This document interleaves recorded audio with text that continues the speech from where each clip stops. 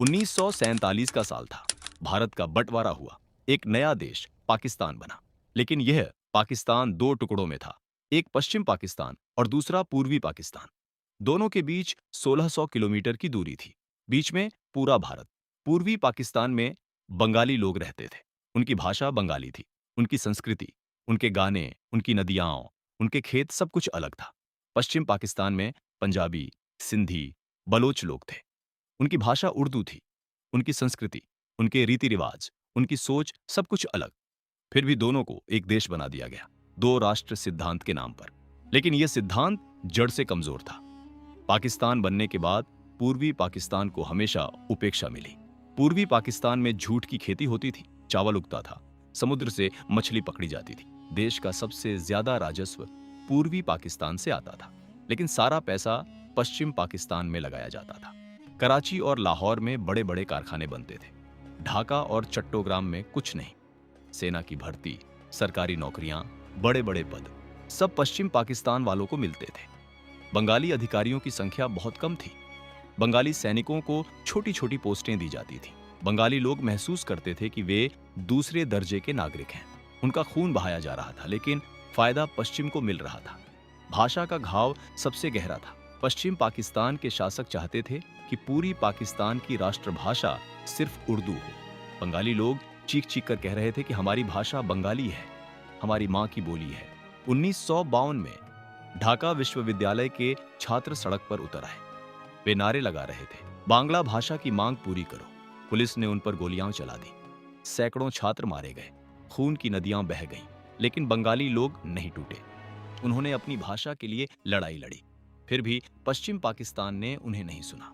बंगाली लोगों के दिल में गुस्सा भरता गया। समय गुजरता गया। 1960 के दशक में पूर्वी पाकिस्तान में भूखमरी हुई। चक्रवात आया। लाखों लोग मारे गए। पश्चिम पाकिस्तान ने मदद नहीं भेजी। बंगाली लोग मर रहे थे और पश्चिम के शासक लाहौर में बैठकर शराब पी रहे थे। गुस्सा अब आग बन चुका था। लोग सड़कों पर उतरने लगे। छोटे छोटे दंगे शुरू हो गए। बंगाली छात्र, शिक्षक, किसान सब एक हो गए। वे एक नेता को अपना चेहरा मानने लगे, शेख मुजीबुर रहमान।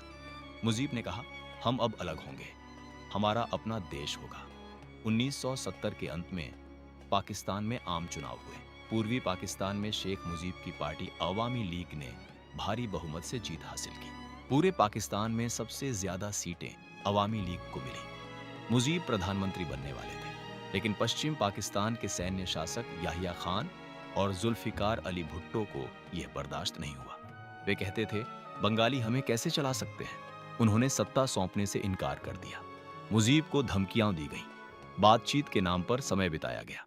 बंगाली लोगों का धैर्य अब खत्म हो चुका था। 7 मार्च को ढाका के रेसकोर्स मैदान में मुजीब ने लाखों लोगों के सामने भाषण दिया। उनकी आवाज में आग थी। उन्होंने कहा, यह हमारी मुक्ति की लड़ाई है। पूरा मैदान नारों से गूंज उठा। लोग घर घर में हथियार जुटाने लगे।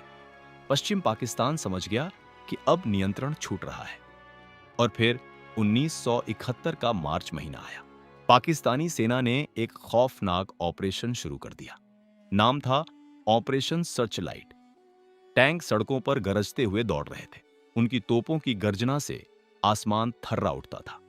बंगाली छात्रों को उनके हॉस्टलों से घसीट घसीट कर निकाला जा रहा था। युवक दीवार से सटाकर खड़े किए जाते और फिर मशीन गनों की बौछार में उनके शरीर छलनी हो जाते। औरतों के साथ बलात्कार हो रहा था। मां बहनों की चीखें हवा में गूंज रही थीं। छोटे छोटे बच्चों को मां के आंचल से छीनकर उनके सामने मार दिया जाता था। घरों में आग लगाई जा रही थी। धुएं के घने गुबार आसमान को काला कर रहे थे। सड़कों पर लाशों के ढेर लग गए थे। खून की नदियां बह रही थीं। लाखों लोग अपने घर बार छोड़कर भाग रहे थे। बच्चे रोते हुए मां का हाथ थामे भाग रहे थे। बूढ़े लाठी टेकते हुए पैदल ही सीमा की ओर बढ़ रहे थे। पूरी दुनिया टीवी पर ये खबरें देख रही थी। लोग सदमे में थे, लेकिन कोई कुछ बोलने की हिम्मत नहीं कर रहा था। पाकिस्तानी सेना सोच रही थी कि बस कुछ दिन और बंगाली राष्ट्रवाद को हमेशा के लिए कुचल दिया जाएगा। वे समझते थे कि गोली और तलवार से सब कुछ दब जाएगा। लेकिन दिल्ली में एक छोटा सा कमरा था, जहां कोई और ही खेल खेला जा रहा था। उस कमरे में बैठे थे रिसर्च एंड एनालिसिस विंग यानी रॉ के पहले चीफ रामनाथ काव। इंदिरा गांधी ने उन्हें सिर्फ कुछ साल पहले यह एजेंसी बनाकर सौंपी थी। अब वही काव प्रधानमंत्री कार्यालय में इंदिरा गांधी के सामने खड़े थे।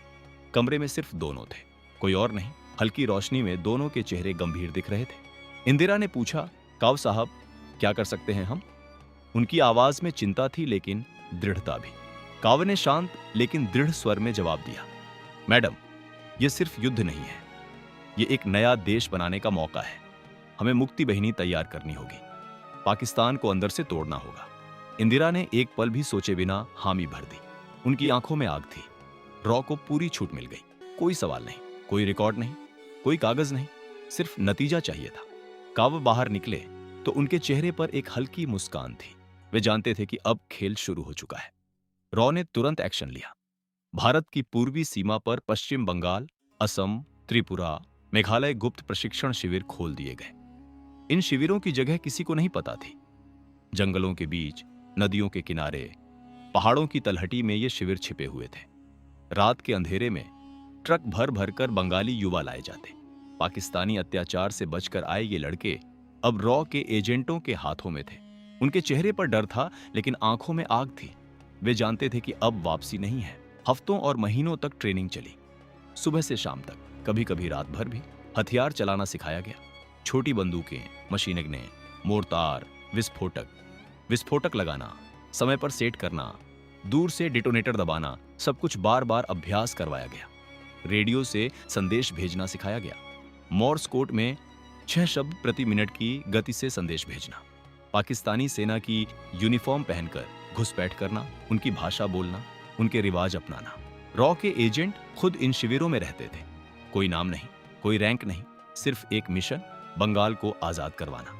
करीब 1 लाख बंगाली युवाओं को इस तरह तैयार किया गया। इनमें से 10,000 सबसे खास थे मुजीब बहिनी। रॉ ने इन्हें अलग से ट्रेन किया। ये लड़के दिन में आम नागरिक बनकर पाकिस्तान में घूमते और रात में पाकिस्तानी सेना के कैंप, पुल, रेलवे लाइन और तेल के गोदाम उड़ा देते। एक युवक की कहानी याद आती है। उसका नाम था राहुल, ढाका का छात्र। उसकी बहन को पाकिस्तानी सैनिकों ने मार डाला था। वह शिविर में आया तो पहले दिन रोया था, लेकिन ट्रेनिंग के दौरान वह इतना सख्त हो गया कि खुद रॉ के एजेंट भी हैरान थे। वह रात में अकेला जंगल में घुसकर अभ्यास करता। विस्फोटक लगाने में वह माहिर हो गया। बाद में वह सीमा पार करके कई पुल उड़ाने में शामिल हुआ। रॉ के एजेंट खुद सीमा पार कर पूर्वी पाकिस्तान में घुसते। रात के अंधेरे में नावों से, जंगलों से, पहाड़ों से। कभी कभी नाव पानी में डूबने के कगार पर होती, कभी जंगल में सांप और जंगली जानवरों का खतरा। लेकिन वे जाते, उनके साथ हथियारों के काफिले चलते। पाकिस्तानी सेना की हर हलचल, कितने टैंक कहाँ हैं, कितने सैनिक कहाँ तैनात हैं, कौन सा ब्रिज कब पार किया जाएगा, सबकी मिनट मिनट की खबर रॉ को मिलती रहती थी। एक एजेंट की कहानी थी। वह रात में नाव से नदी पार करता। उसके साथ रेडियो सेट था।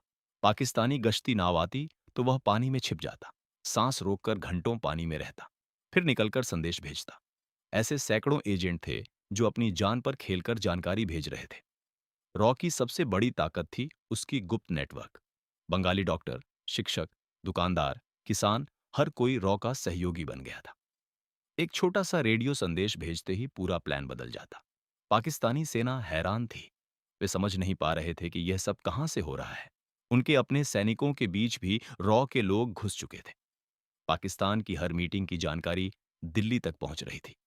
सेना के कमांडर रात में सो नहीं पाते थे। हर दिन नई खबर आती, कहीं पुल उड़ गया, कहीं ट्रेन पटरी से उतर गई, कहीं तेल का गोदाम जल गया, बिजली के खंभे गिराए जा रहे थे, फैक्ट्रियां बंद हो रही थीं, निर्यात रुक गया था। पाकिस्तानी सेना का मनोबल टूट रहा था। वे गुस्से में और भी ज्यादा अत्याचार कर रहे थे, लेकिन इससे मुक्ति बेहनी और मजबूत होती जा रही थी। रॉ ने चिट्टागोंग हिल ट्रैक्ट्स में भी खास ऑपरेशन चलाया। वहां पहाड़ी इलाकों में रॉ के एजेंटों ने तिब्बती स्पेशल फ्रंटियर फोर्स के साथ मिलकर पाकिस्तानी सेना को पूरी तरह हैरान कर दिया। कोई आधिकारिक रिकॉर्ड नहीं, कोई नाम नहीं, सिर्फ नतीजा, पाकिस्तान की सप्लाई लाइन पूरी तरह काट दी गई। पहाड़ों में छिपकर हमले किए जाते, सैनिकों को नींद में मार दिया जाता, हथियार छीन लिए जाते। नदियों में फ्रॉगमैन भेजे गए। वे पानी के अंदर घुसकर पाकिस्तानी जहाजों पर विस्फोटक लगाते। सैकड़ों टन सामान डूब गया। समुद्र में पाकिस्तानी जहाज अनसुरक्षित हो गए। जब पाकिस्तान ने भारत पर हमला बोल दिया, तब भारत पहले से तैयार था। रॉ की दी हुई सटीक जानकारी के कारण भारतीय वायुसेना ने पाकिस्तानी एयरफील्ड्स पर एक साथ हमले शुरू कर दिए। हर बम सही जगह गिरा। भारतीय नौसेना ने समुद्र में पाकिस्तानी जहाजों को डुबो दिया और जमीनी सेना ने तेजी से आगे बढ़कर पाकिस्तानी फौज को चारों तरफ से घेर लिया। मुक्ति बहिनी के लड़ाके आगे आगे थे। वे रास्ता दिखाते, पाकिस्तानी छिपे ठिकानों पर हमला करते। रॉ के एजेंट उनके साथ थे, हर कदम पर जानकारी देते। आखिरकार ढाका में पाकिस्तानी सेना के कमांडर लेफ्टिनेंट जनरल ए के नियाजी सफेद वर्दी में खड़े थे। उनके चेहरे पर हार का साया साफ दिख रहा था। सामने भारतीय सेना के लेफ्टिनेंट जनरल जगजीत सिंह अरोड़ा खड़े थे। नियाजी ने हथियार सौंप दिए। 90,000 से ज्यादा पाकिस्तानी सैनिक एक साथ हथियार डालकर खड़े हो गए। इतिहास का सबसे बड़ा सरेंडर। उसी पल बांग्लादेश का जन्म हो गया। एक नया देश, एक नई आजादी। सड़कें खुशी से गूंज उठीं। लोग नाच रहे थे, रो रहे थे, गले मिल रहे थे। ये जीत सिर्फ भारतीय सेना की नहीं थी, ये रॉ की सबसे बड़ी सीक्रेट विक्ट्री थी। सिर्फ कुछ साल पुरानी एजेंसी ने बिना किसी नाम के, बिना किसी मेडल के, बिना किसी घोषणा के एक पूरा देश आजाद करवा दिया था। रामनाथ काव और उनकी टीम ने कभी ताली नहीं चाही। उन्होंने कभी इंटरव्यू नहीं दी, कभी फोटो नहीं खिंचवाई। उन्होंने सिर्फ एक काम किया, चुपके से इतिहास बदल दिया।